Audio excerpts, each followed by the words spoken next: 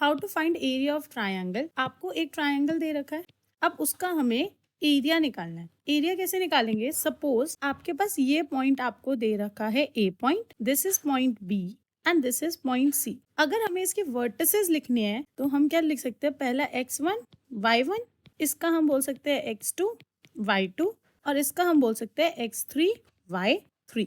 अब मुझे इसका एरिया निकालना है with the help of determinant. तो एरिया ऑफ ट्राइंगल का जो फॉर्मूला होता है वो होता है half.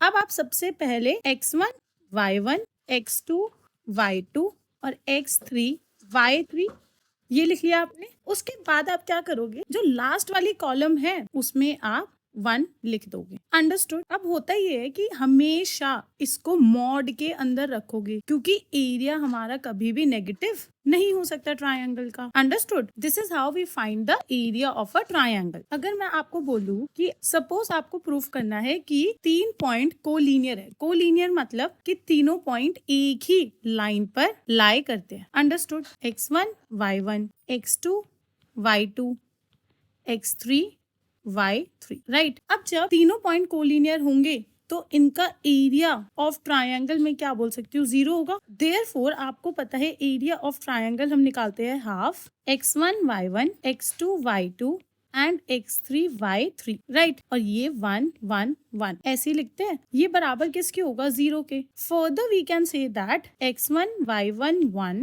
x2 y2 1 x3 y3 1 will be equal to 0। अगर ये आइडेंटिटी आपकी होल्ड होती है दैट मीन्स आप प्रूफ कर चुके हो कि तीनों पॉइंट एक ही लाइन में लाई करते हैं, right. Example number 6, find the area of triangle whose vertices, मतलब हमें तीनों के कॉर्नर्स दे रखे हैं। हमारा फॉर्मूला क्या होता है एरिया ऑफ ट्राइंगल का?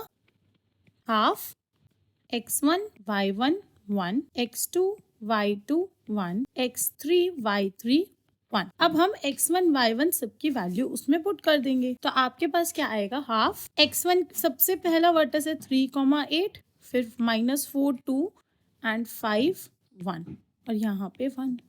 सबसे पहले हाफ बाहर।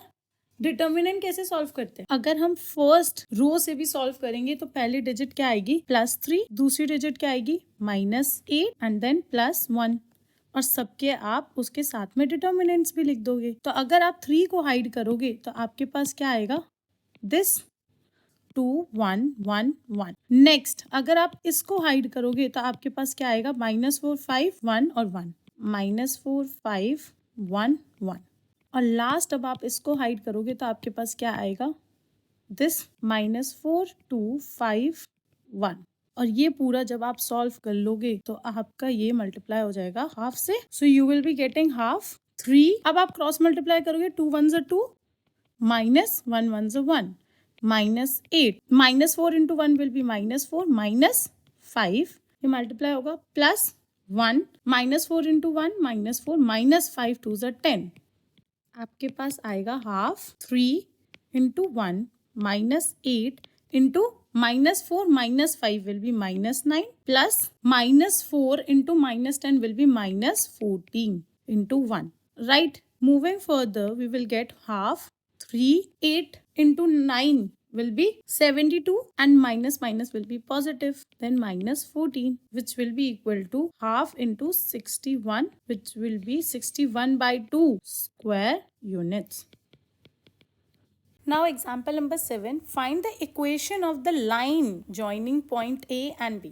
हमारे पास एक लाइन है जो हमें दे रखी है A और B जिसमें A का वर्टेक्स है 1,3 और B का वर्टेक्स है 0,0, ठीक है। अब इसमें हमें इस लाइन की इक्वेशन निकालनी है यूजिंग डिटर्मिनेंट्स। सबसे पहले हम इस लाइन की अगर इक्वेशन निकालेंगे हम क्या कर सकते हैं? एक पॉइंट ले लेते हैं, इस पे लाई करता है P जिसको हम मान लेते हैं कि उसके हमें वर्टिसेस दे रखे x, y। तो अगर मैं आपको बोलूं area of triangle APB will be what? 0, क्योंकि वो लाई एक ही लाइन पे कर रहा है और अगर एक लाइन पे लाई करते हैं 3 पॉइंट तो उनका एरिया क्या होता है? 0। देयरफॉर अगर मैं इन लोगों का एरिया निकालूंगी तो क्या आएगा? सबसे पहला पॉइंट 1,3, उसके बाद x, y, उसके बाद 0,0 और यहाँ पे आपका क्या आएगा? 1 1 1।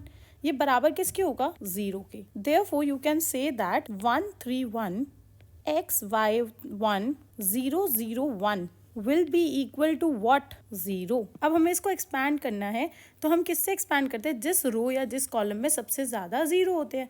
देयरफॉर हम रो 3 से एक्सपैंड करेंगे।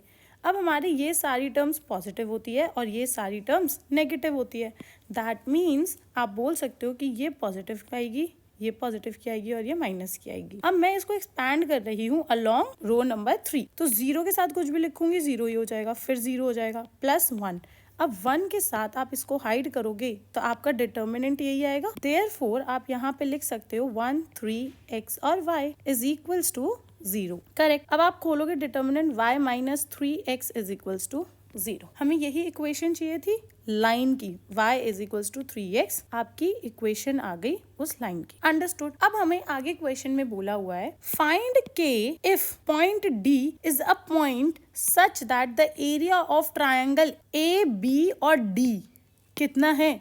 3 यूनिट्स। अब उन्होंने बोला है आपके पास एक ट्रायंगल है, ठीक है, A, B और D का। करेक्ट। अब मैंने आपको बोला है कि हमें पॉइंट A दे रखा है 1,3, पॉइंट B हमें दे रखा है 0,0 एंड D पॉइंट हमें नहीं दे रखा है, हमें इतना बता रखा है K,0। अब उन्होंने हमें बोला है कि जो इसका एरिया है ना वो बराबर है आपके 3 स्क्वायर यूनिट्स के। That means you can say that area of triangle ABD is equals to 3 square units. अब आप इसका एरिया निकालोगे तो आपके पास आएगा half 1 3 0 0 K0 1 1 1 is equals to 3। अब आपका यहाँ पे मॉड होता है, राइट। अगर मैं यहाँ से मॉड हटाती हूँ तो आप एरिया को प्लस और माइनस दोनों लोगे, क्योंकि अगर मैं मॉड नहीं लगा रही तो प्लस और माइनस दोनों वैल्यू आ सकती है। करेक्ट। अब आप क्या करोगे, ये -2 उधर जाके मल्टीप्लाई हो जाएगा।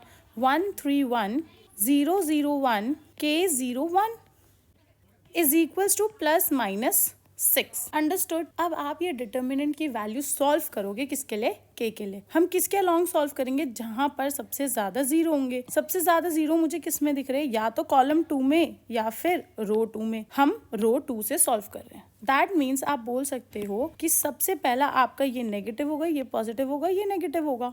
So therefore -0 +0 -1। अब इसके साथ मैं कोई भी डिटर्मिनेंट लिखूंगी तो उसकी वैल्यू 0 ही होगी। इसके साथ कोई भी डिटर्मिनेंट लिखोगी तो उसकी वैल्यू भी 0 होगी।